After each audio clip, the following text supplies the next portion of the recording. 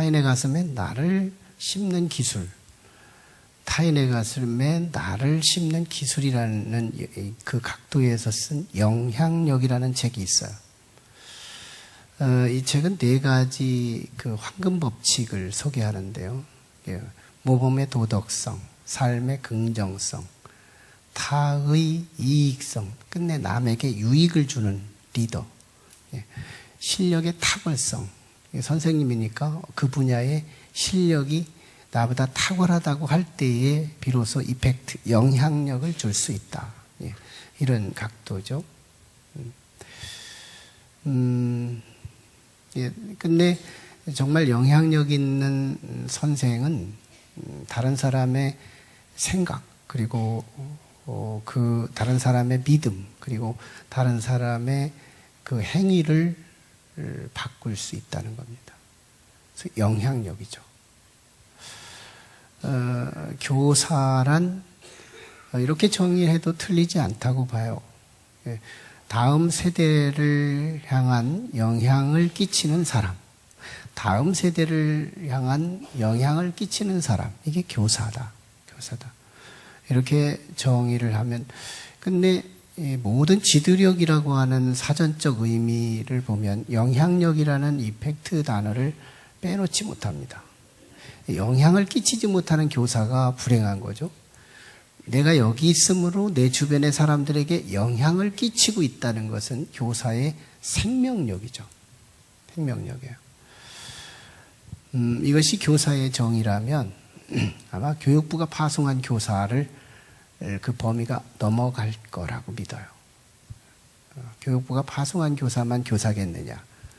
모든 세대, 모든 영역, 모든 분야에 뭔가를 이 숨은 자리에서, 그리고 드러난 자리에서 자신의 알고 있는 확정적 지식을 타에게 영향을 끼치는 그런 삶, 이것이 교사의 모습일 텐데요. 하지만 오늘 본문에서 두 사람의 영향력 있는 사람을 소개하게 될 겁니다.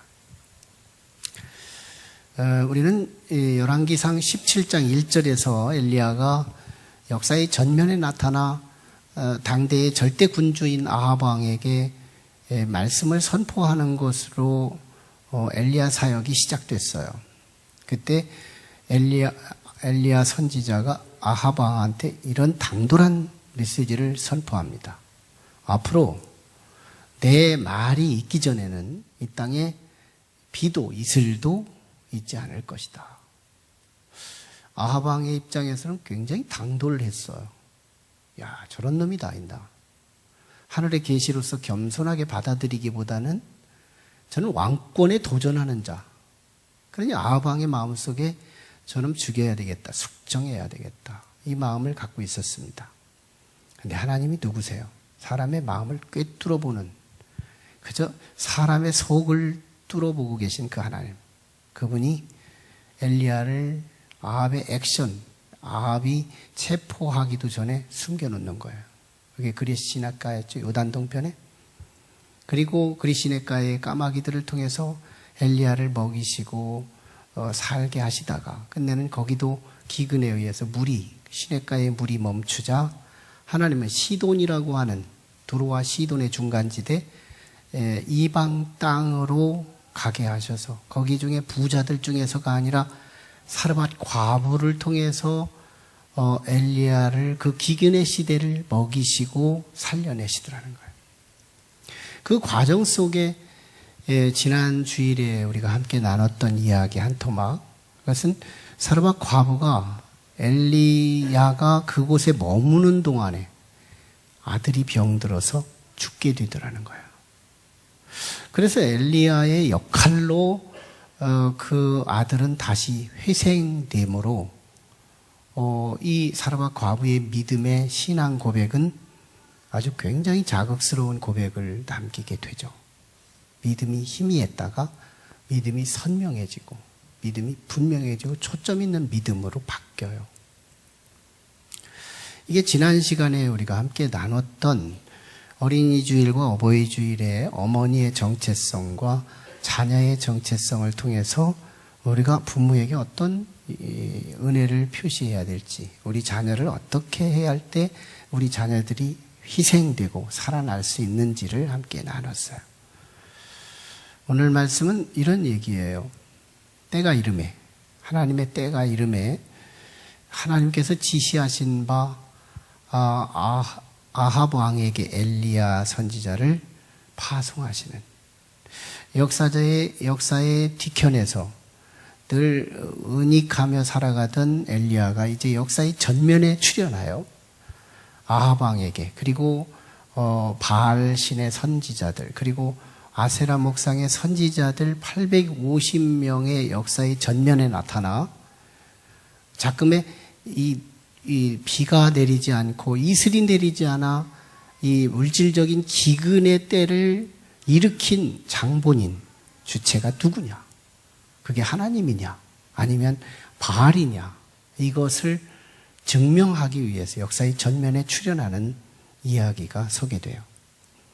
그래서 그 백성들을 만나기 전까지는 사실은 아합 왕의 영향력 있는 리더를 만나야 됐고, 아합 왕의 영향력 있는 리더를 서민이 만나려면 문고리 3인방이 우리나라에 있었던 것처럼 문고리 1인방 되는 사람이 필요했는데, 그게 바로 오늘 본문에 소개되는 오바댜라는 인물입니다.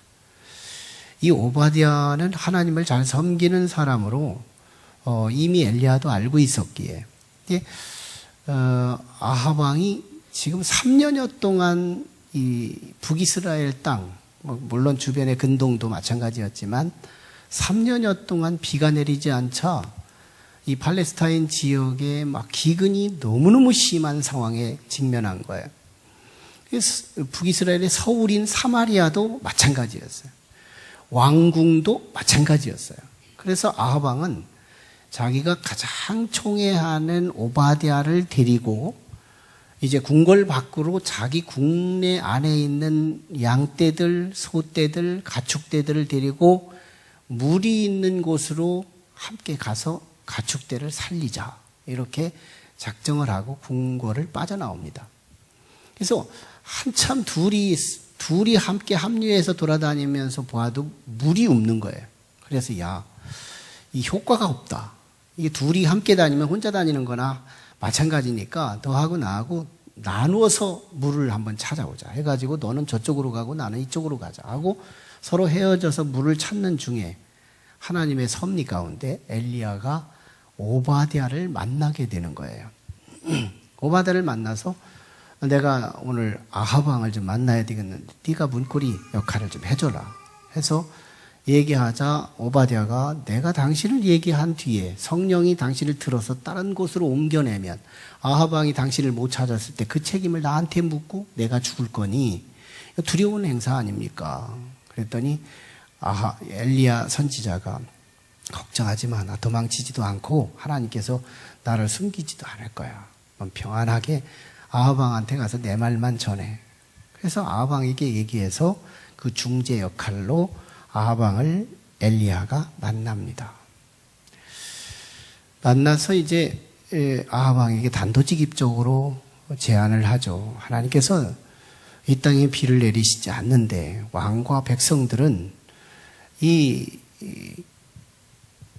우상이 결국은 우상신이 이 땅에 비를 내리지 않는다고 하니 내가 5월 5일 날 갈멜산 정상에서 하나님에 의해서 비가 내리지 않았다는 것, 그래서 하나님의 이름으로 이 땅에 다시 비가 내리게 하겠다는 것을 입증하겠으니 왕께서 당신의 지도력을 가지고 이 북이스라엘 땅에 살고 있는 바알 신의 선지자와 아세라 목상의 선지자 450명, 400명, 도합 850명을 한 곳에 모이게 해 주십시오.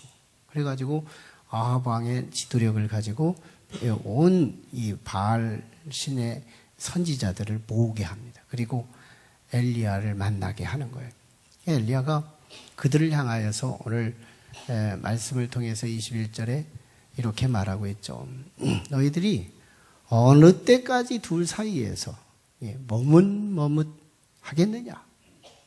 이제 우리 한번 단도직입적으로 한번 무엇이 이 땅에 기근을 내리고 무엇이 이 땅에 어려움을 주게 했는지 바알인지 아니면 여호와 하나님인지 우리 한번 확연하게 증명을 해야 되지 않겠냐. 5월 5일날 너희들이 갈멜산 정상에서 한번 만나자. 그리고 두 제단을 놓고 하나는 하나님의 제단, 하나는 너희들의 제단을 만들고 거기에 제사 조건 다 갖추자. 고기도 놓고 제물이죠. 그리고 제단도 쌓고 다 쌓는데 한 가지만 빼놓자. 그게 뭐예요? 불이었습니다. 옛날이나 지금이나 제사 지낼 때 보면 이 불이 필요했던 건데 이 불만큼은 인위적으로 지피지 말자. 자기가 믿는 신이 불을 내리게 하는 그 전제 아래서 우리가 한번 내기를 해보자 해가지고 백성들에게 설득을 하니까 백성들이 누구도 이견을 내놓지를 않아요. 그거 타당하다, 정당하다, 객관적이다. 예, 이래서 인정받고 이제 만나기로 약속을 하고 끝내는 내용이 오늘 본문이죠. 이게 소위 갈멜산 정상의 일화에 대한 서론에 해당되는 말씀이 오늘 본문 말씀입니다. 거기는 결전이라고 한다면, 갈멜산 정상이 결전이라면 오늘 본문은 설전에 해당되는, 입싸움하는 해당되는 그런 내용이죠. 여기서 우리는 두 사람의 영향력을 한번 조명할 필요가 있습니다. 첫 번째 인물은 오바댜라는 인물이에요. 오바댜는 참 국내 대신으로서 고위급 관리였습니다. 하나님을 믿는 사람 중에도 이런 고위급 관리가 있었다 하는 것을 살짝 비춰주면서 속에 들어가는 내용인데요. 이는 참 그런 고위급임에도 불구하고 참 묘하게 하나님을 믿는 사람들을 숙정하고 그리고 죽이고 차명하는 그런 영적으로 암흑한 시대에 이 고위급인 이 오바댜가 여호와를 경외하는 사람이었다는 거예요. 하나님을 무서워할 줄 아는, 아합이 무서운 시대에 하나님을 아합보다 더 무서워할 줄 아는 사람, 이게 오바댜였어요. 그의 공로는 대단했습니다. 그는 그뿐 아니었어요. 하나님의 선지자들을 잡기만 하면 죽여 없애는 그 시대에 100명이나 되는 선지자들을 이 오바댜의 사적 동굴을 파놓고 한 굴에 50명씩 나누어서 그들에게 먹을 것을 갖다 주고 물을 가져다 주면서 그들을 살려내는 이 일을 합니다. 하나님의 선지자들을 다 죽이는 시대에 하나님의 선지자를 먹이고 마시게 하고 살게 하는 역할을 해요. 이는 목숨을 건 일이었어요. 생명을 걸고 희생하는 봉사자였습니다. 마지막으로는 엘리야가 아무리 이상과 복음을 증거하고 싶어도 문고리가 없으면 지도자를 만날 수 없는데 오바댜를 통해서 아합 왕을 만나게 하는 중보자 역할을 하게 합니다. 여기서 우리는 이 오바댜를 통해서 깨달아지는 교훈이 몇 가지가 있어요. 정말 하나님께서 왜 오바댜를 시대에 높이 올리셨느냐? 이게 높은 관리가 되게 했느냐는 거예요. 영향력 때문인 거예요. 하나님은 성경을 통해서 이렇게 돌이켜보거나 오늘날 우리의 삶의 현장에서도 조그만 영적인 민감성을 가지고 들여다보면 하나님은요, 내가 장점이 좋아서 내가 메리트가 있고 삶의 사회적인 어떤 스펙이 있어서 나를 사회적인 지위의 높은 관리로 올려놓는 하나님이 아니고요. 나를 통해서 뭔가 당신의 일을 하고 싶으셔서 어떤 경우는 우리의 높은 위치로 올려놓더라는 거예요. 그게 누구예요? 바로 오늘 이 모세 같은 경우 하나님께서 그 영향력을 가지고 이스라엘을 구원시키고 그들을 희망으로 이끌기 위한 지도력으로 하나님께서 높여놓으시는, 다윗은 그 시대에 놀랍게 하나님의 백성들을 구원하기 위해서 목동에서 왕으로 그 지위를 높여주시죠. 성경은 이 하나님의 사람들을 지위를 높이는 이유가 그 시대에 좋은 영향력을 크게 확장해서 하나님의 일을 하게 하기 위해서 올려주시더라는 거예요. 이게 바로 오바댜입니다. 또 하나는 하나님께서 가라고 하는 곳에는 동역자를 심어두고 가라고 하시는 하나님의 모습을 봐요.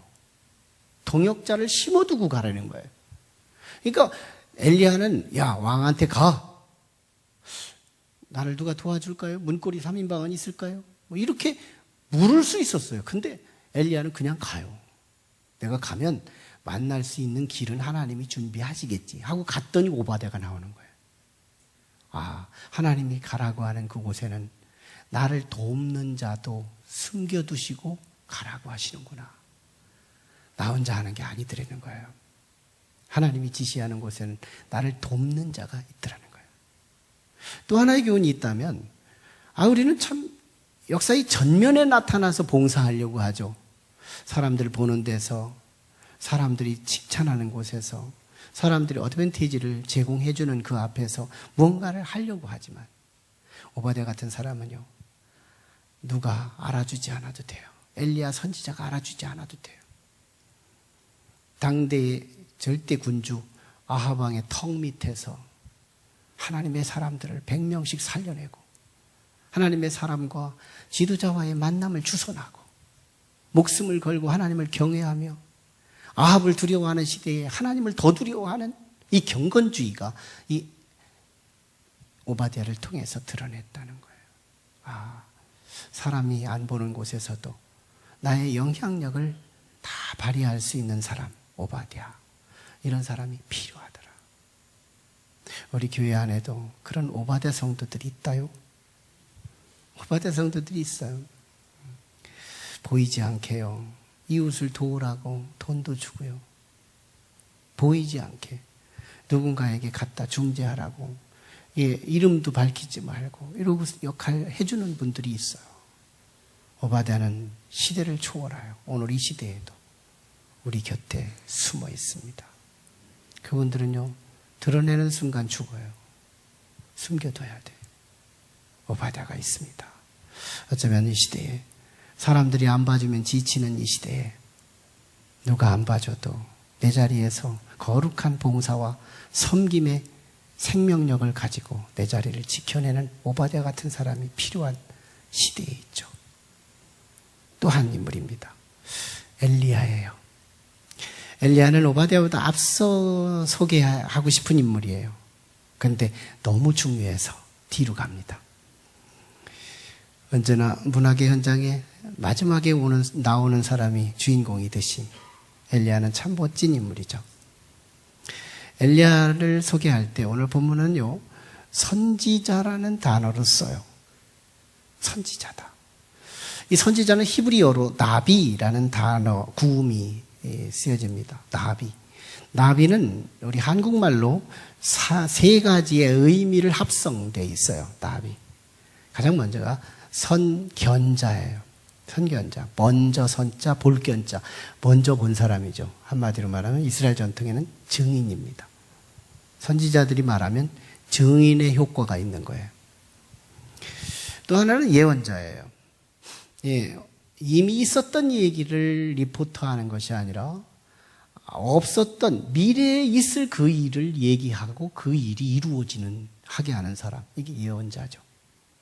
마지막에 선지자예요. 선지자는 선지자로 되는데요.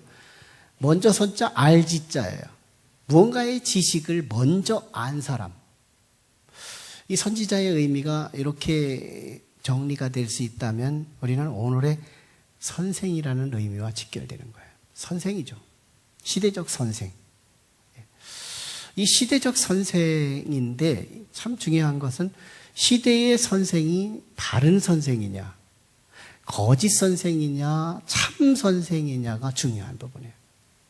엘리야 시대는요, 적어도 참 선생이 있었고 거짓 선생이 있었다는 것을 말해요. 참교사. 이 참교사가 누구냐면 엘리사입니다. 엘리야예요, 엘리야. 참교사. 근데 오늘 본문에는 참 애석하게도 850명이 되는 바알 신의 선지자, 그리고 아세라 목상의 선지자, 이 850명이 되는 이 사람들을 향해서도 선지자라는 이름을 붙여주더라는 거예요. 뭐예요? 이들은 거짓 교사거든요. 이들이 얘기한 것은 역사 속에 실현이 안 돼요. 이들이 말한 것은 끝자락에 가서 꽝 없었던 거예요. 이루어지지가 않아요. 근데 참 교사인 엘리야가 말한 그 이야기는 역사 속에서 이루어지는 거예요. 그래서 참 교사요, 이쪽은 거짓 교사가 된 거예요. 교사들이 많이 있지만 참 교사는 하나고 거짓 교사가 850명이나 되는 시대, 교육적 암흑기라고 보는 것이 엘리야 시대의 특징이었습니다. 이런 시대에요, 그들은 생각이 흔들렸어요. 너희가 어느 때까지 이 둘 사이에 머뭇머뭇하려느냐? 지식이 흔들려요? 생각이 흔들거려요. 그러니 지식과 생각이 흔들리니 그의 삶도 흔들릴 수밖에 없었어요. 그의 행동도 흔들릴 수밖에 없었어요. 어른들이 흔들리니 아이들도 흔들릴 수밖에 없는 시대에 있었던 거예요. 과연 오늘 우리가 이런 흔들거리는 시대 속에 뭐가 진리고 뭐가 영원하고 뭐가 한시적이고 뭐가 한 시대의 유행으로 끝날 것인지를 식별할 수 있는 이 지혜와 지식이 우리에게 있어야 하더라는 거예요. 그 엘리야 시대 때는 정말 거짓된 것이 진짜인 줄로 이리 쏠리고 저리 쏠리던 그 시대에 엘리야가 참 지식을 들고 역사의 전면에 목숨 걸고 나왔다는 거. 여러분, 지식이 선명해야 한다는 거예요. 누가 공부 잘해요? 지금은 이제 주관식 문제들이 학생들에게 시험지에 나올 때마다 주관식이 대부류를 차지해요. 더 선명한 지식이 요청되는 시대에 와 있는데요. 우리 전 시대만 해도 아마 이제 저 이렇게 전후로 있는 세대들은 공부할 때 시험지를 받으면 주관식보다는 사지선다형이 대부류였어요. 사지선. 4개 중에 하나 골라라. 근데 우리는 어릴 적부터요. 놀랍게도 우리 교육의 분위기가 어떤 거였냐면 진짜와 가짜를 구별하는 훈련만 하고 온 거예요. 진짜와 가짜. 사지선다. 4개 중에 하나는 진짜고 하나는 3개는 가짜라는 거예요. 이거 우리 이런 구별법을 가지고 문제를 들여다보지 않고요. 단히 점수 좋게 나오려고만 접근했을 뿐이에요. 잘 본질적으로 접근해보라. 본질적으로 파악을 해보시라고. 우리는 어릴 적부터 암암리에 알든 모르든 인정하든 인정하지 않든 우리는 진짜와 가짜를 구별하는 훈련만 하고 온 거예요. 근데 여기에 지식이 선명한 사람들은요, 4개 중에 정확하게 참 지식을 골라내는 거예요. 쪽집게죠. 근데 이게 지식이 두루뭉술하고 희미한 사람들은 언제나 여기서 어떤 게 답인지 헷갈린 거예요. 1번도 같고 2번도 같고 3번도 같고 4번도 같고 다 같은 거예요. 그래서 못 고르는 거예요. 그래서 선택하는 것이 뭐예요? 연필 굴리기. 연필을 쫙 굴리는 거예요. 근데 어떤 사람은요, 참 거짓말인지 진짜인지는 모르지만 나 그래서 100점 맞은 사람도 있다요. 그 100점 맞은 사람이 그 정도 그 연필을 굴려서 100점 맞으면 그건 박수무당 해야 되는 거예요.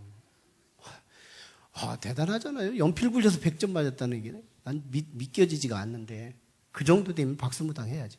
근데 사실은 정말 참 지식, 확실한 지식을 갖고 있으면, 지식의 선명도를 갖고 있으면, 여기에 3개의 암수, 거짓말 3개를 섞는 것이 아니라 100개를 갖다 놔도 아닌 건 아니라고 하는 거예요. 다 그어버리죠. 이 지식의 선명도의 어드밴티지예요. 오늘 우리는 지식이 선명하냐는 거예요. 지식이 선명하냐. 여기서 우리 교사의 역할이 생기는 겁니다. 이 세상이요, 부패되면 부패될수록 참 지식이 박해를 받는 거예요. 참 지식이 박해를 받아요.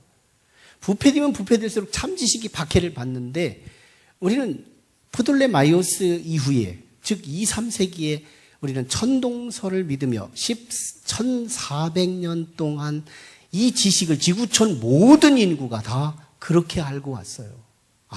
태양이 움직이고 지구는 박제되어 있다. 지구는 고정되어 있다.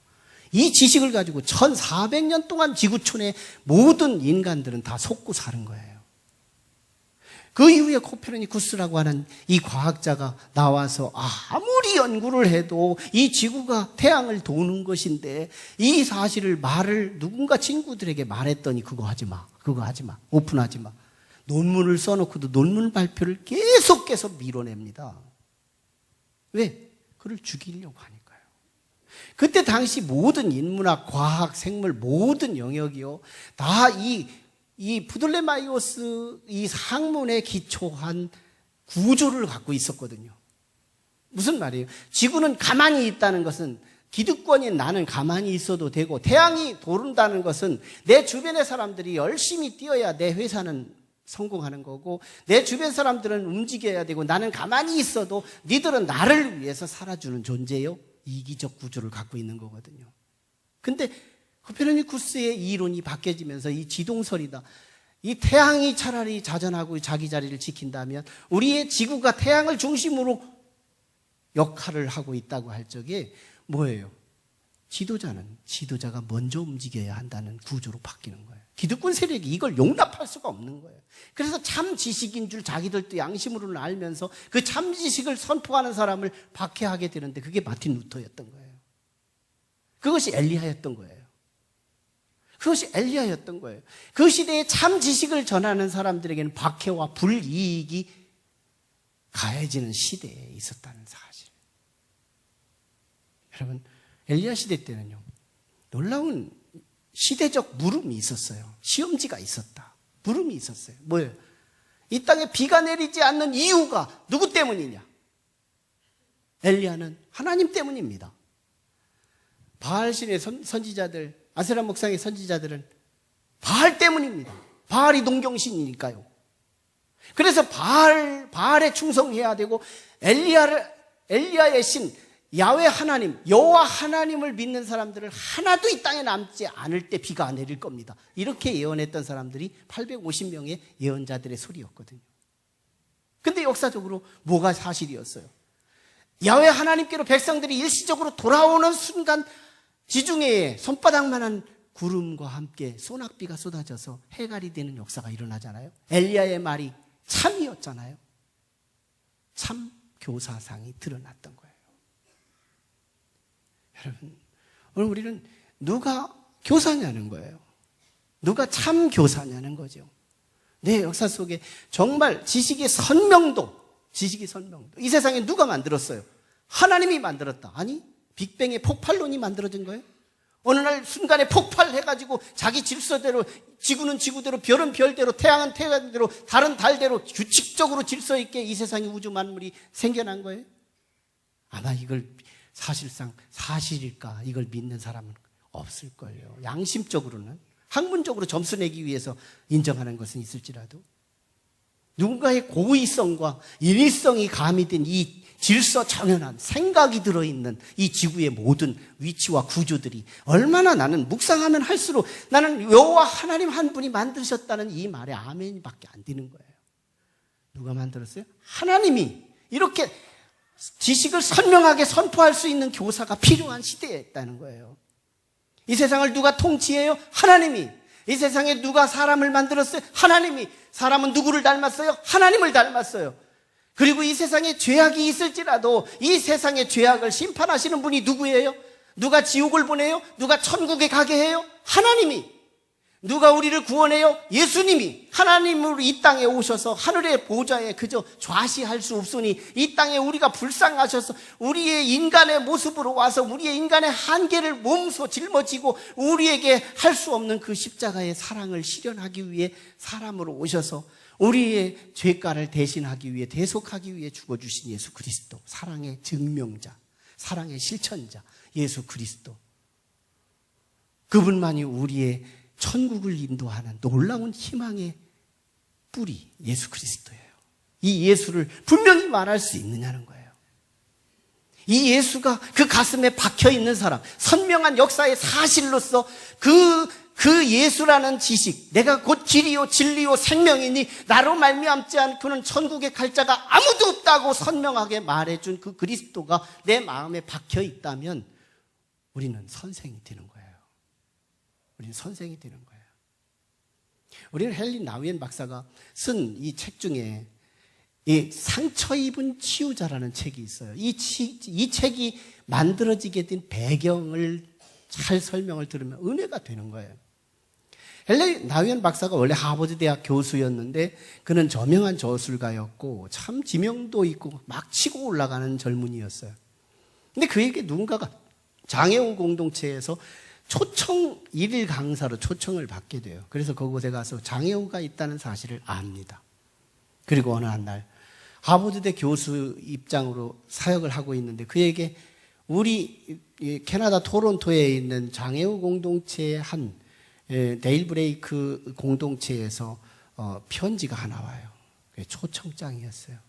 우리 장애우 공동체 6명밖에 안 되지만 이 공동체를 위해서 당신이 오셔서 지도자 역할을 해주신다면 우리는 더 없는 영광으로 알겠습니다. 이 편지를 받게 되면서 이는 참 현실적으로 불가능한 일이었고 지인들의 반대가 막 물결 치듯이 자기에게 영향을 주고 있을 그때 하나님께 기도합니다. 그리고 이상하게도 자기를 끌어당기는 소명감이 막 불타오르게 돼요. 그래서 끝내 그 데일 브레이크 공동체에 참여해요. 그곳에 가서 한참을 지내는데요. 자기 친구에게 자기 소회를 편지로 전합니다. 뭐라고 말해요? 친구요, 나는 이곳에 올 때 이들을 가르치려고 왔습니다. 근데 나는 이들에게 가르칠 것이 없었어요. 동시에 나는 이곳에 오면서 나의 인생의 찌꺼기들이 떨어져 나가는 것을 느낄 수 있었습니다.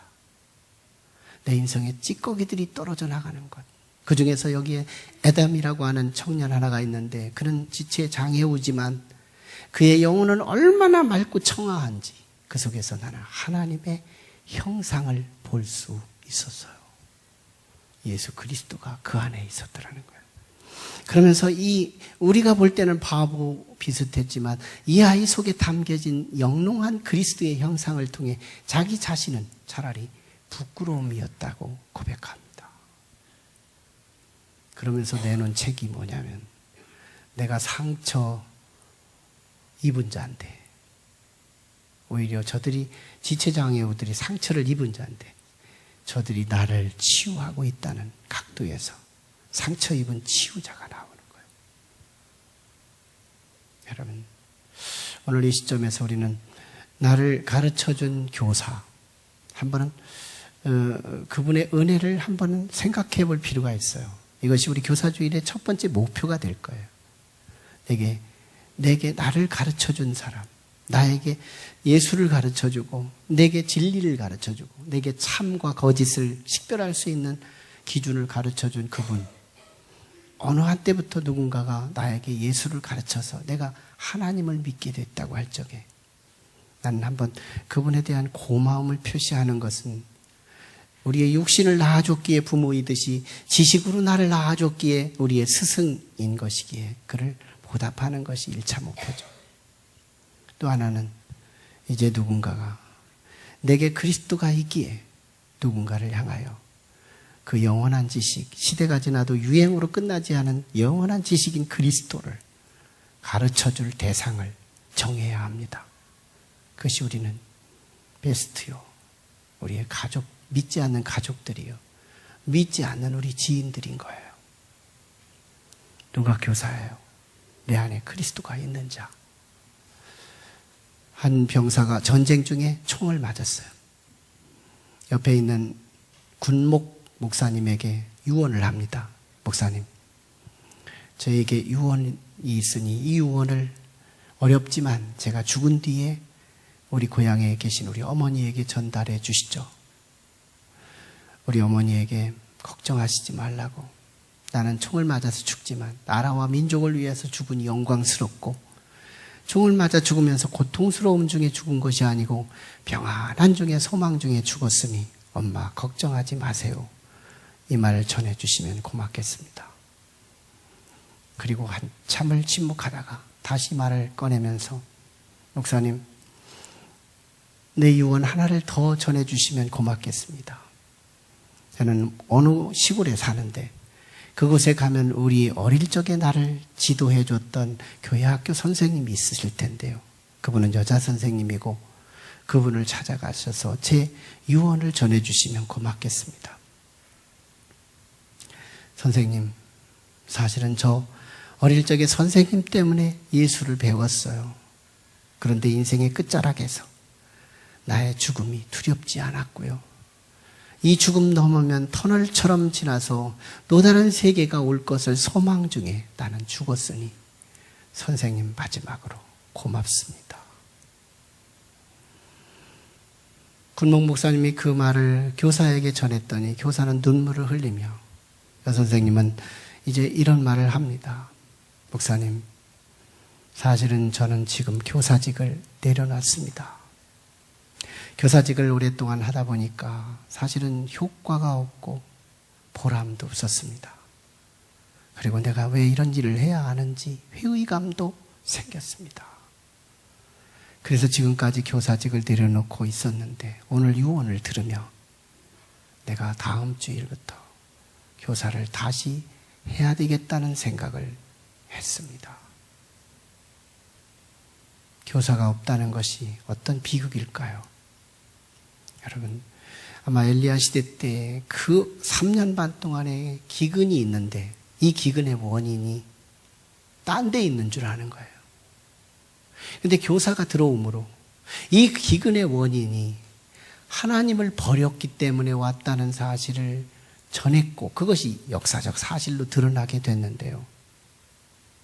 교사가 있다는 것은 내가 넘어지면 왜 넘어졌는지를 알고 내가 일어섰고 성공하고 높아지면 왜 높아지는지를 안다는 것이 교사가 있는 자의 축복이에요. 근데 교사가 없는 사람은요, 내가 오늘도 바닥을 치는데 왜 바닥을 치는지를 몰라요. 내가 망하고 있는데 왜 망하는지를 몰라요. 내가 지금 넘어졌는데 왜 넘어졌는지를 몰라요. 하늘이 비를 닫았는데 왜 닫았는지를 몰라요. 내가 지옥에 가는데 왜 가는지를 몰라요. 왜 가는지를 몰라요. 교사가 있는 자와 교사가 없는 자의 차이입니다.